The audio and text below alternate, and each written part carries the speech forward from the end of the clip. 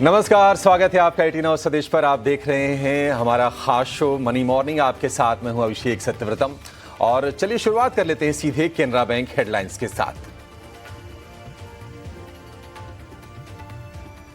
Bharat America के बीच 9 जुलाई से पहले ट्रेड डील होगी फाइनल। ट्रंप की मंजूरी के बाद होगा ऐलान। वाणिज्य मंत्री पीयूष गोयल ने कहा, अपनी शर्तों पर समझौता करेगा भारत।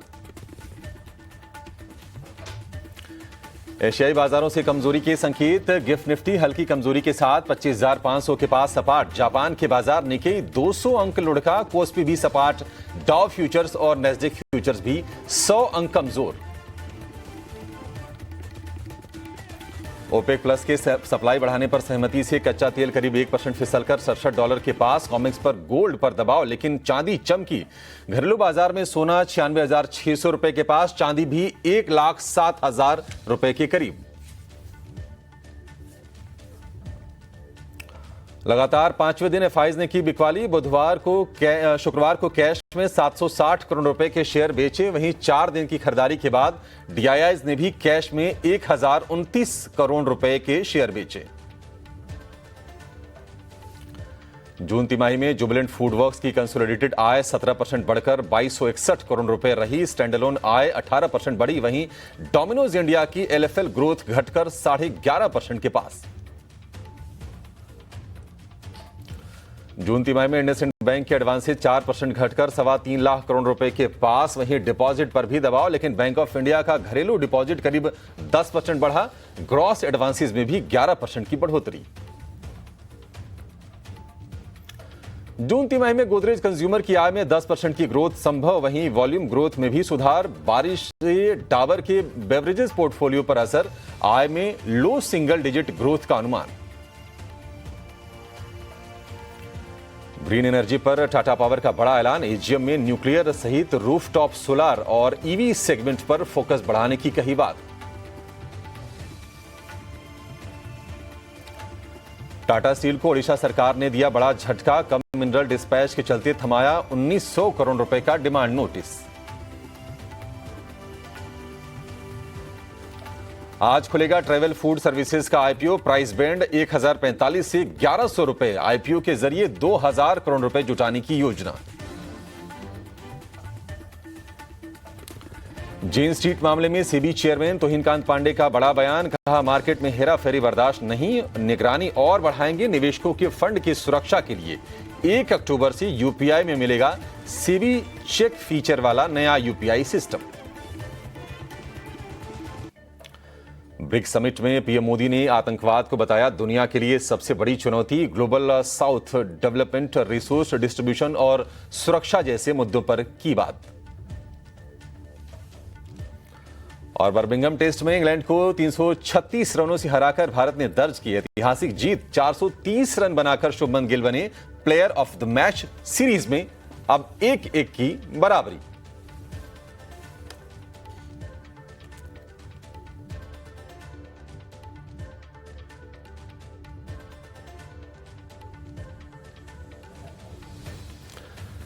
नमस्कार, स्वागत है आपका 18 आवर्स स्वदेश पर। मनी मॉर्निंग देख रहे हैं आप और ये हफ्ता बहुत ही क्रूशियल रहने वाला है क्योंकि इस हफ्ते से औपचारिक तौर पर नतीजों के सीजन की शुरुआत हो जाएगी। यानी कि जून तिमाही के नतीजे आएंगे और इसकी बिग बैंग शुरुआत होगी टीसीएस के नतीजों की, जो आएंगे 10 तारीख को। लेकिन उसके पहले सबकी नजर होगी कि भारत और अमेरिका के बीच किस तरह की ट्रेड डील होती है, इस पर नजर रहने वाली है। और वाणिज्य मंत्री पीयूष गोयल ने कहा है कि बातचीत चल रही है और 9 जुलाई से पहले यानी कि जो डेडलाइन है, एक तरह से 90 दिनों की जो रिलीफ मिली थी रेसिप्रोकल टैरिफ के मसले पर, उसके पहले भारत अमेरिका के साथ ट्रेड डील कर लेगा। अमेरिका के वित्त मंत्री हैं स्कॉट बेसेंट। उन्होंने कहा है कि इस डेडलाइन तक जिन देशों के साथ ट्रेड डील नहीं होती है तो उन पर जो 2 अप्रैल को जो टैरिफ लगाया गया था अमेरिका की तरफ से, वो टैरिफ लागू हो जाएंगे। तो उम्मीद करके चलेंगे कि बाकी देशों के साथ भी फटाफट अमेरिका सहमति बनाने की कोशिश करेगा। भारत और अमेरिका के बीच में जो प्रमुख मुद्दे हैं, जहां पर लग रहा है कि थोड़ी सी बातचीत फंस रही होगी, वो है एग्रीकल्चर और डेयरी प्रोडक्ट्स का मुद्दा। एग्रीकल्चर का जो मुद्दा है वो छोटे किसानों से जुड़ा हुआ है और उस पर थोड़ा सा पॉलिटिकली इकोनॉमिकली काफी वो संवेदनशील मसला है। देखते हैं कि किस तरह की डील बनती है, क्योंकि 26% का टैरिफ लगाने का ऐलान किया था अमेरिका ने। और अमेरिका क्रूशल इसलिए भी है क्योंकि भारत के टोटल एक्सपोर्ट का 18% अकेले अमेरिका को होता है। इसके चलते ये ट्रेड डील फोकस में रहेगी और हमारे लिए काफी ज्यादा जरूरी भी है। लेकिन सुबह सुबह अगर हम ग्लोबल संकेतों की बात करें तो 4 तारीख को तो अमेरिका के बाजार बंद थे क्योंकि वहां पर थी स्वतंत्रता दिवस की छुट्टी। लेकिन अगर आप बाकी बाजारों को देखेंगे तो गिफ्ट निफ्टी आपको हल्की सी तेजी पर शुरुआत के संकेत दे रहा है। और अगर आप अमेरिका में फ्यूचर्स को देखेंगे तो डाउ फ्यूचर करीब 100 अंक नीचे है और नेस्डेक फ्यूचर की बात करें तो वहां पर भी आधे % से ज्यादा की गिरावट है। 118 अंक नीचे नेस्डेक फ्यूचर कारोबार करता हुआ दिखेगा। हालांकि जो बाकी बाजार खुले हैं वहां से भी कोई ऐसे एनकरेजिंग संकेत नहीं आ रहे हैं, क्योंकि सभी की नजर होगी कि अब इस हफ्ते में ट्रेड डील टैरिफ के मसले पर किस तरह के डेवलपमेंट्स निकल के आते हैं। आप देखिए जापान का जो इंडेक्स है निकाई करीब 200 अंक नीचे कारोबार करता हुआ आपको दिखाई देगा, 39,600 के आसपास है। चाइना के बाजार और हांगकांग के बाजार वहां पर भी नरमी के साथ ही शुरुआत हुई है। तो हम ग्लोबली देख रहे हैं कि थोड़ा सा ना वेट इन वॉच वाला माहौल है। अगर अन्य संकेतों की बात करें तो अगर आप क्रूड देखिए, ब्रेंट क्रूड $68 के नीचे आके कारोबार कर रहा है। जो उम्मीदें थी प्रोडक्शन में बढ़ोतरी को लेकर उससे कहीं ज्यादा बढ़ोतरी का फैसला किया है ओपेक प्लस देशों ने अगस्त से। तो जो पिछले 3 महीने थे वहां पर करीब 4.5 लाख बैरल उत्पादन में बढ़ोतरी हुई थी, लेकिन अब ये 5 लाख बैरल प्रतिदिन से भी ज्यादा की बढ़ोतरी हो जाएगी अगस्त से। और उसके चलते हम देख रहे हैं कि क्रूड पर थोड़ा दबाव है, $68 के नीचे ही क्रूड आपको कारोबार करता हुआ दिखाई देगा। लेकिन भारतीय बाजार, अगर हम भारतीय बाजारों की बात करें तो जो सेशन रहा शुक्रवार का वो ठीक ठाक रहा। हमने देखा कि 25,450 पर हमने निफ्टी की क्लोजिंग होते हुए देखी। उसके ऊपर निफ्टी बैंक की बात करें तो करीब 225 अंकों के आसपास की तेजी रही। 57,000 रुपए के ऊपर एक ठीक ठाक क्लोजिंग हुई। और उस दिन का एक्सीडेंट जो था वो था ट्रेंट का शेयर, क्योंकि ट्रेंट को लेकर ब्रोकरेज हाउसेस की रिपोर्ट्स कमजोर आए थे और शेयर 11% टूटा था। लेकिन अब चूंकि अमेरिकी बाजार बंद थे, लिमिटेड हम देख रहे हैं कि एशियाई बाजार खुले हैं और वहां पर शुरुआत हो गई कारोबार की। जरा समझते हैं कि ग्लोबली किस तरह का माहौल है और हमारे सहयोगी शरद दुबे हमारे साथ जुड़ गए हैं। शरद, गुड मॉर्निंग, बताइए किस तरह के हैं ग्लोबल संकेत? गुड मॉर्निंग अभिषेक। अभी जो है वेट एंड वॉच वाला जो सिस्टम है ग्लोबल संकेत में लग रहा है। ऑफ कोर्स धीरे धीरे करके जो है टैरिफ्स जो अनाउंसमेंट होने वाले, याद रखिए जो डेडलाइन है वो जुलाई 9 को है। ग्लोबल बाजारों की संकेत की बात करें तो करेंटली डाउ फ्यूचर्स जो है लगभग 120 अंकों की गिरावट आई और नैस्डैक फ्यूचर्स में भी जो है लगभग 100 पॉइंट्स का जो है गिरावट देखने मिला है। और ओवरऑल अगर यूरोपियन मार्केट्स भी देखें तो यहाँ पे जो है सेलिंग फ्राइडे को देखने मिला था। ऑफ कोर्स डोनाल्ड ट्रंप ने कुछ इंपॉर्टेंट अनाउंसमेंट्स भी किए थे, लेकिन इंडिया स्पेसिफिक या ट्रेड डील स्पेसिफिक उन्होंने नहीं किया था। और बोले कि अगले 48 घंटे में जो है इंपॉर्टेंट लेटर्स जो है 12 देश को मिलेंगे, लेकिन उसमें इंडिया का नाम नहीं लिया गया है। शायद आ भी सकता है, नहीं भी आ सकता है, तो उस पर भी जो है चर्चा ज़रूर होगी। लेकिन एशियाई बाजार की बात करें तो यहाँ पे सपाट संकेत देखने मिल रहे हैं। गिफ्ट निफ्टी हल्की कमजोरी पे है, 25,500 के करीब लेवल्स पे है। जापान के निक्केई की बात करें तो करीब 250 अंकों की कमजोरी है और कोरिया और चीन के बाजारों में सपाट कारोबार आ रहा है। यानी ग्लोबली जो है रुक गया है पूरा सेंटिमेंट और कहीं पे थोड़ी सी नेगेटिव सेंटिमेंट आ रही है, जिस तरह अनाउंसमेंट्स का एंटिसिपेशन होगा ट्रेड डील्स को लेके। और इसके अलावा सबसे इंपॉर्टेंट बात है, ओपेक ने जो एक इंपॉर्टेंट अनाउंसमेंट की, उत्पादन की बढ़ोतरी का फैसला कर दिया है। अगर बात करें तो ओपेक प्लस का अनुमान से ज़्यादा का उत्पादन का बढ़ोतरी किया गया है। अगस्त के उत्पादन में लगभग 5.48 लाख बैरल पर दिन की जो है आप कह सकते हैं बैरल्स पर डे का प्रोडक्शन अनाउंस किया गया है। ऑफकोर्स थोड़े दिन पहले ये जो आंकड़ा था 4,11 लाख बैरल्स का था और मई जुलाई में जो है ये आंकड़ा देखने को मिला था और अप्रैल में देखें तो ये 1.38 लाख था। तो आप देखिए अब जो है प्रोडक्शन बढ़ रही है ऑयल में और उसके कारण क्या होगा, प्राइस में जो है गिरावट देखने मिल सकता है। ऑफकोर्स थोड़ी सी बेनिफिट जो है आपको जो है OMCs में देखने मिल सकती है। तो ऑफकोर्स यहाँ पे ऑयल पे ज़्यादा फोकस रहेगा एंड ऑफकोर्स ट्रेड टैरिफ पे जिस तरह डेवलपमेंट्स आता है वो हम आपको धीरे धीरे करके बताते रहेंगे, खास करके भारत के ट्रेड को इम्पैक्ट को लेके। बिल्कुल शुक्रिया शरद। तो निश्चित तौर पर आज ओएमसीज फोकस में रहेंगे क्योंकि क्रूड अगर नरम होता है तो ऑयल मार्केटिंग कंपनीज के लिए ये अच्छी खबर होती है, लेकिन जो अपस्ट्रीम जो कंपनीज होती हैं यानी कि जो तेल का प्रोडक्शन करती हैं, ओएनजीसी हो गया, ऑयल इंडिया हो गया, उनके लिए हम कह सकते हैं कि थोड़ी सी नेगेटिव ये न्यूज़ ज़रूर होगी उत्पादन में बढ़ोतरी के चलते अगर क्रूड के प्राइसेस पर दबाव आता है तो। लेकिन ग्लोबली बाजारों के लिए पूरी की पूरी जो नज़र होगी वो ट्रेड डील पर होगी और उसके बाद अर्निंग सीजन जो किक स्टार्ट होगा 10 तारीख को टीसीएस के नतीजे आएंगे, 11 तारीख को डीमार्ट के नतीजे आएंगे और उसके बाद नतीजों की एक तरह से झड़ी लग जाएगी और अगले 1.5 महीने तक हम देखेंगे कि नतीजों पर जो बाजार है वो रिएक्शन देता हुआ नजर आएगा। लेकिन एफआईज और डीआईज के आंकड़े की बात करते हैं। एफआईज की जो बिकवाली है लगातार 5वें दिन हो गई है और जुलाई में अब तक हमने दर्शन नहीं किए हैं हरे निशान के, यानी एफआईज ने नेट बाइंग नहीं की है। 4 जुलाई को जो आंकड़े आए एफआईज के उसमें हमने देखा कि 760 करोड़ रुपए की एफआईज ने सेलिंग की है कैश में नेट और डीआईएस ने भी काफी दिनों के बाद डीआईएस की तरफ से भी सेल का ही फिगर आया है 1000 करोड़ रुपए के आसपास का।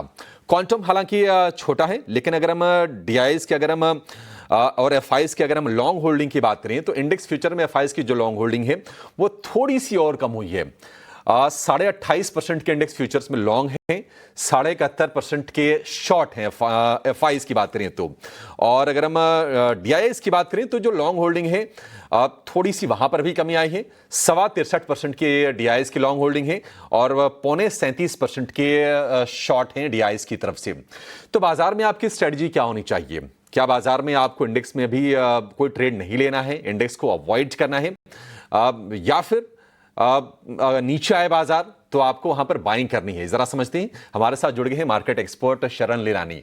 शरण, गुड मॉर्निंग, बहुत शुक्रिया आपका सुबह सुबह समय देने के लिए। बताइए आज के सत्र में आपकी तरफ से स्ट्रेटजी क्या होगी बाजार में? मॉर्निंग अभिषेक, गुड मॉर्निंग शरद।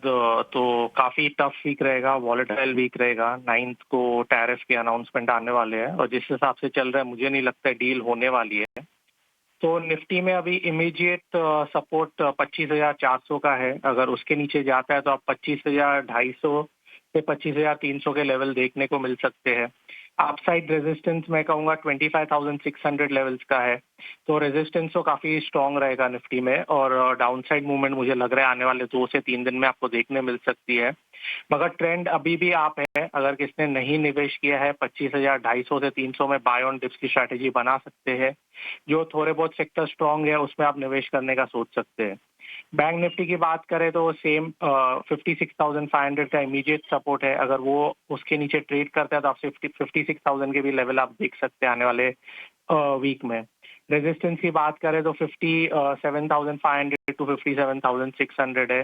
बैंक निफ्टी में मूवमेंट सिमिलर रहेगा निफ्टी के लिए और मुझे लग रहा है आने वाले समय में बैंक निफ्टी को आउट परफॉर्म करेगा। ठीक है, बैंक निफ्टी आने वाले समय में निफ्टी को आउट परफॉर्म करेगा। हाल फिलहाल भी हमने देखा है कि आउट परफॉर्मेंस निफ्टी बैंक में बेहतर दिख रही है और शुक्रवार का भी जो सत्र था 57,000 के ऊपर एक बढ़िया क्लोजिंग निफ्टी बैंक ने दी है।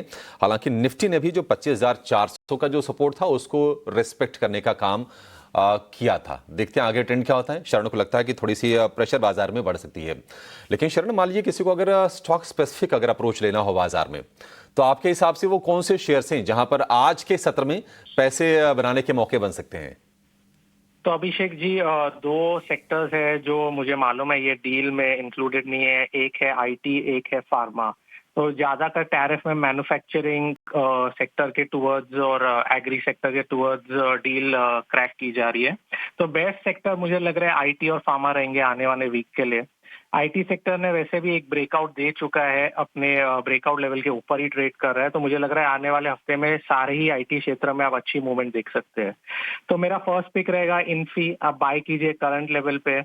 स्टॉप लॉस रहेगा 1540 डेली क्लोजिंग बेसिस पे, टारगेट रहेगा 1740 1840।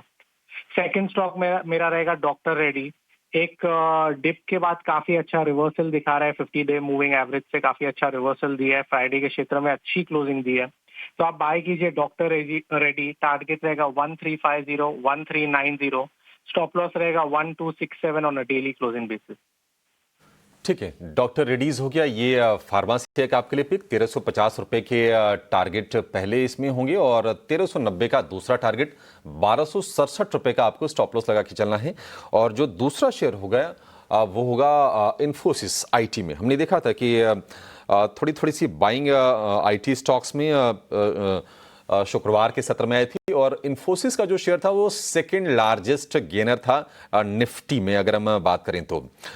शरण, एक सवाल आपसे और होगा। हमने देखा था कि जो मार्केट प्लेटफॉर्म रिलेटेड जो शेयर्स थे उनकी पिटाई हुई थी क्योंकि ये जेन स्ट्रीट वाला मामला आया और एंजल वन की खैर अपनी प्रॉब्लम थी, उनके अपडेट्स आए थे, उसके चलते वो शेयर टूटा।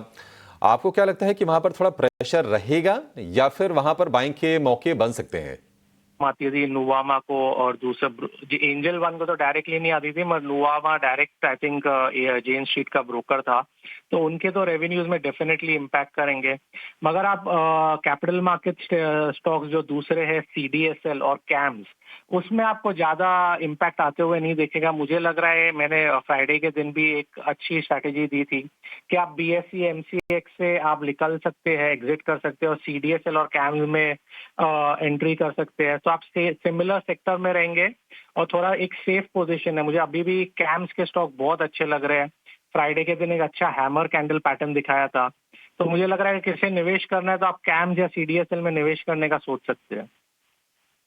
ठीक है, सीडीएसएल या कैम्स में आपके लिए मौके बन सकते हैं। ठीक है शरण जी, बहुत शुक्रिया आपका समय देने के लिए और विस्तार से बाजार सेक्टर और स्टॉक्स पर अपना व्यू हमसे शेयर करने के लिए। एक छोटे से ब्रेक ले रुकेंगे। ब्रेक के बाद जब लौटेंगे तो आपको कमोडिटीज में भी हम कमाई के मौके बताएंगे और थोड़ी देर बाद आज खबरों के दम पर बाजार में एक्शन कहां पर दिखेगा ये भी लेकर आएंगे, आप में जाएगा नहीं।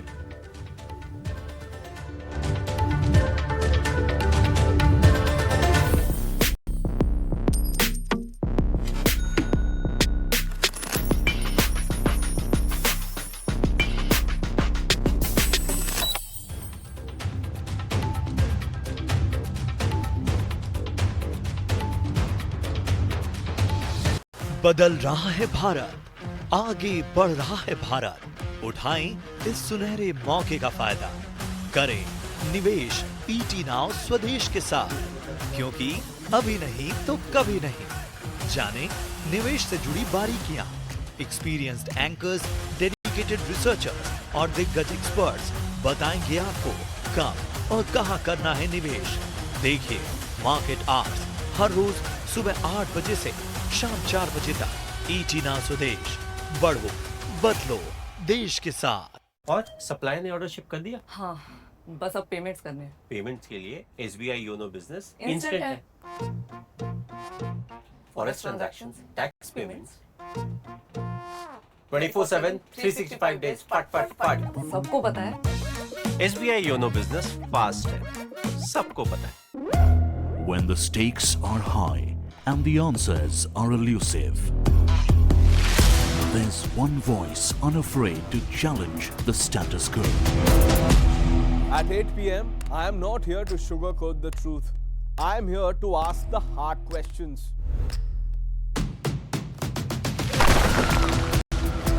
Because when others play it safe, I go straight to the heart of the matter. It's not about left or right. It's about what's right for India. It's about holding the powerful accountable. India Upfront with Pranesh Roy. Weeknights at 8 p.m. only on Times Now. No spin, no compromise, just the truth.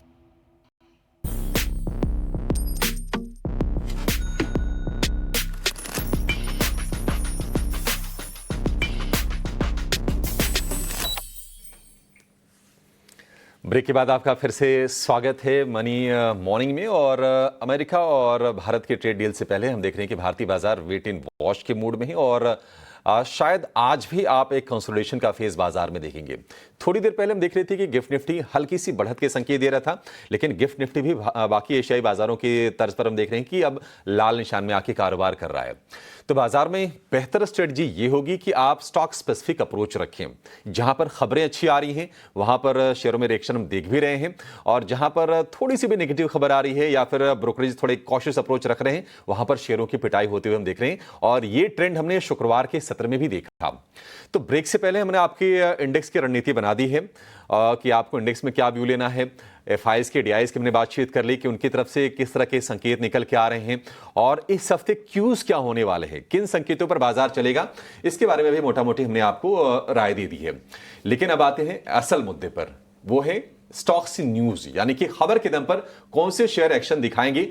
ये काफी crucial हो जाता है ऐसे बाजार में जब आपको इंडेक्स पर थोड़ी सी ना अनिश्चितता का माहौल दिखे, जब ऐसा लगे कि इंडेक्स वेट एंड वॉच के मोड में है, दिशा की तलाश में है, तो खबरें आती हैं आपके काम।